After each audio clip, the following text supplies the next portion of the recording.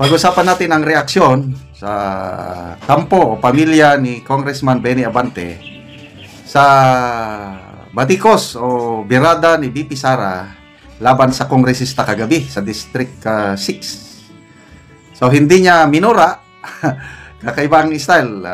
Si VP Sara, minura niya ng todo si Congressman Joel Chua, District 3. Pagdating naman sa District 6, sabi niya, nagdasal pa nga siya eh. Dahil madasalain ang inyong congressman sa District 6, hindi ako magmura, okay lang, grabe, mas matindi. Ipinakita niya ang dila props, yung viral na picture ni Congressman Abante, yung nakalabas yung kanyang dila, tapos balbasarado. Ito, ang ganyan, no? Yan, ipinakita.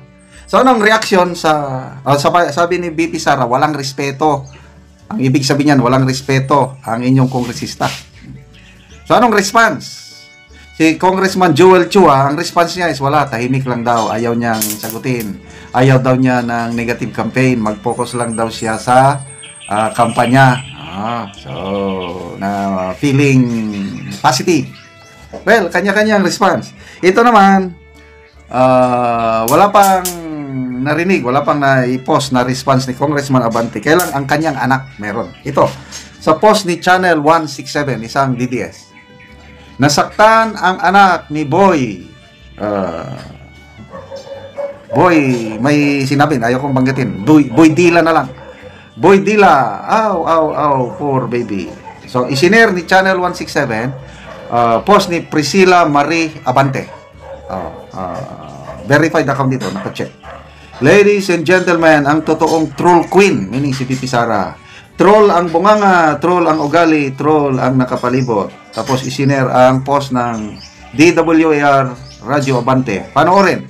Vice President Sara Duterte sinabihan na walang respeto sa si Manila 6th District Congressman Benny Abante. Nakalabas yung dila. Yun ang props. Ang ganda ng presentation, nakakano. Kasi sa ibang kultura daw, sa ibang bansa, pag inilabas mo yung dila, it's a sign of strength. Pag nakalabas ang dila mo. Kaya lang, iba ang atin. Ang kultura ng Pinoy. Example, nung bagong nanalo itong Unity, nung inaugurasyon, di ba ang First Lady, nilabas niya ng konti yung dila niya. Grabing batikos niya yun. Mabuti ngayon, medyo nakalimutan na ng taong bayan, yung gumana ng First Lady. Mas grabe itong paglabas ng dila ni Congressman Abante dahil talagang dilat na dilat eh. Talagang labas na labas ang kanyang dila, oh. Tapos yung itsura pa niyo, balbasarado. So anong ibig sabihin yan sa ating kultura? Buti nga, para bang nang-aasar, nang-iinis, na wala kayong magawa. Ako lang ang hari dito. Para yung mga laro ng mga bata, pag dinidilaan ka ng kalaro mo, binubuli ka niya. So, walang respeto. Anong sagot ng anak? Sabi niya, troll ang bunganga, troll ang ugali, troll ang nakapalibot. Sige na lang, kanya-kanyang response. So, magbasa tayo ng mga comments. Ano?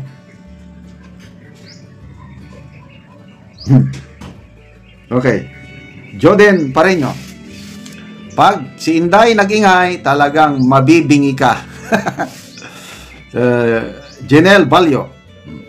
The father, PRD, said it before, mag-ingat kayo kay Inday dahil iba yan kesa sa kanya. Zero tolerance ang anak niya kesa sa kanya.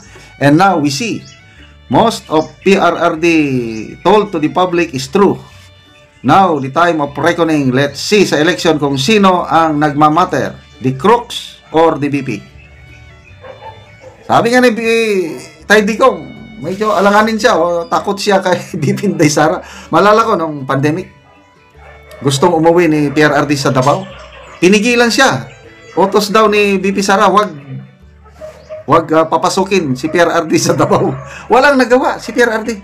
Sabi niya, uwi sana ako, kailang nag-utos si Inday Sara na hindi daw ako papasukin sa Davao. Wala akong magawa. Ganon, kaano itong si BP Inday Sara. Palaban eh. Yung ang sheriff sinapal niya. Ito pa kaya? Kaya, grabe, lintik lang ang walang ganti. Ganon ang sabi nga niya, kaya niyang makipaglaban sa kanal eh. Ganyan ang mga Bisaya. pag inapi mo ang Bisaya, ay umanda ka. Ganon din ang mga kapatiran nating Muslim na nasa Mindanao, they are the best of friends. Experience ko ito. Napakabuting kaibigan ang mga Muslim. They're willing to die for their friends. Kahit Kristiyano ka pa, basta kaibigan, ganyan ang Muslim. Bisaya, pag awayon mo na lang, humanda ka. Ay, pupulutin ka sa kangkungan kung awayon mo ang mga Muslim, including mga Bisaya, palaban ng mga Bisaya. Ito, Bisayang dako si Inday Sara. Marcel de la Cruz, mga weak pala kayo kapag binalikan.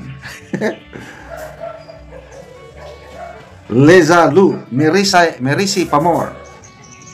Sally Santos, nasaktan siya ginawa ni BP. Yung ginawa ng tatay niya na pambabastos sa mga resource person, okay lang sa kanya, manang-mana nga sa ama niya.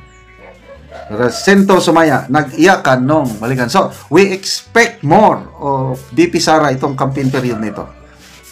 27 ngayon, 12 days, mga lost 2 weeks pa bago eleksyon. Ako, lilibutin niya yan. Saan siya pupunta? I'm sure, baka pupunta yan sa Marikina kay Madam Chair Stella Kimbo.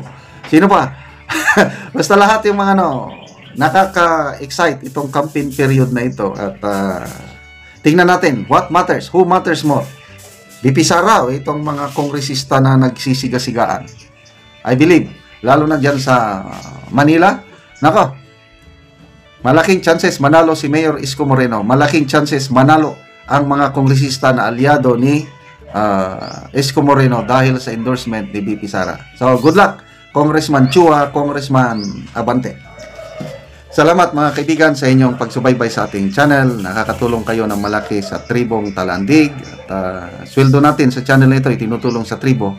Namimigay tayo ng mga yero at pako para ma-repair ang sira-sirang bahay ng tribong Talandig. Panoorin nyo ang video na ito. Ang matagaan na mo og pero og karon ako silang bisitahon sa ilang bagong balay. Ayo! Oh, dayon te. Mayong udto. Pod. Oo. Dayon ko sa inyong balay. Dayon te. Nindot naman kayo nyo nga to po. Oh, Bago na. bago na kay naka-atop namin. Nagpasalamat mi sa Ginoo kay kuan naka-atop namin dili na gid mi ulanan og salamat sa nagatan-aw sa video. Oh. Salamat kay nataga na pud mi og solar. Oo kana. Hayag na gyud mo. Hayag nagid kay mi kung gabi. Oo. Salamat sa nagahatag isen ug salamat sa nagatan-aw sa video. Ug salamat pod sa nagatabang sa mua. Salamat sa hero nga naghatag sa mua. Salamat sa yabang naghatag sa amoa o salamat sa sinyo naghatag sa amoa kay napatok na gid ni mayo masin. Salamat sa hero niabot ni sa amoa nakagamig suba, nakagamig sin. O natin mo padayon pa ngay nabang kay para daghan pa mi ang mga tagaan. Daghan pa ng inanglan sa tabang ani. Oo. Salamat kayo. Salamat kayo sa Ginoo. Oo, sige, salamat. Salamat sa Ginoo gyud kaayo nga nakatok na gid mi.